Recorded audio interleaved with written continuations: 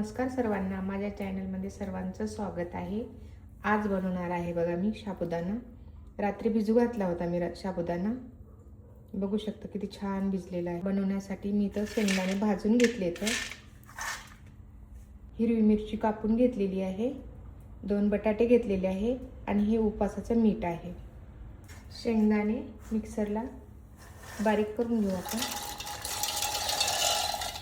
थोडे पण नाही, जास्त पण नाही, साबुदाणा प्रमाणच घेतले मी शेंगदाणे।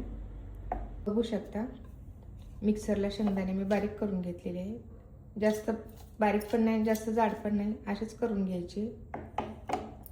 साबुदाण्यावरती असं मीठ टाकायचं, याला शेंबे मीठ म्हणतात, आणि याला असं मिक्स करायचं।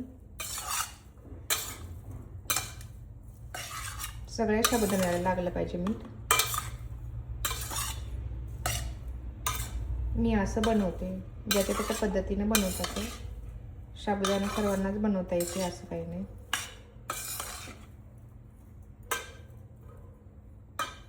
बटाटे कापून घ्यायचे, बटाट्याचे छोटे छोटे तुकडे करायचे, याप्रमाणे तुकडे करायचे। बघा बटाटा कापटा झालेला आहे। मी 2च बटाटे घेतलेले आहेत त्याच्यामध्ये। आता याला स्वच्छ पाण्याने धुवून घेते मी। बटाटा धुवून घेतलेला आहे मी। इथं मी गॅसवर कढई ठेवलेली आहे। आता गॅस ऑन करूया। कढई गरम झालेली आहे, त्याच्यामध्ये आता हे गाईचं तूप आहे, तूप टाकायचं। तूप गरम झालेलं आहे, आता याच्यामध्ये मिरच्या टाकू। मिरच्या छान भाजलेल्या आहेत, आता बटाटा टाकू आपण याच्यामध्ये। याला परतायचं चांगलं। बटाटा हा फ्राय होते तुपामध्ये, लालसर होईपर्यंत, थोडा लालसर होईपर्यंत, जास्त पण लालसर नाही। बटाटा फ्राय झालेला आहे, आता याच्यामध्ये साबुदाणा टाकून घ्यायचं।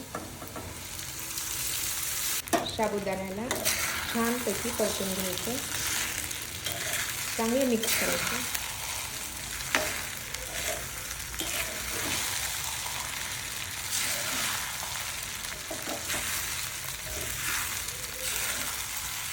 साबुदाणा मिक्स करून झालेला आहे, आता याच्यामध्ये शेंगदाण्याचं कूट टाकायचं। आपण जे शेंगदाणे मिक्सरला बारीक करून घेतले होते ना, ते छानपैकी मिक्स करू टाका। आता याला बघू शकता साबुदाणा खिचडी तयार झालेली आहे बघा, अशी मऊ झालेली आहे। साबुदाणा रात्री भिजायला टाकला होता ना, त्याच्यामुळे मऊ होते आणि मोकळी मोकळी होते।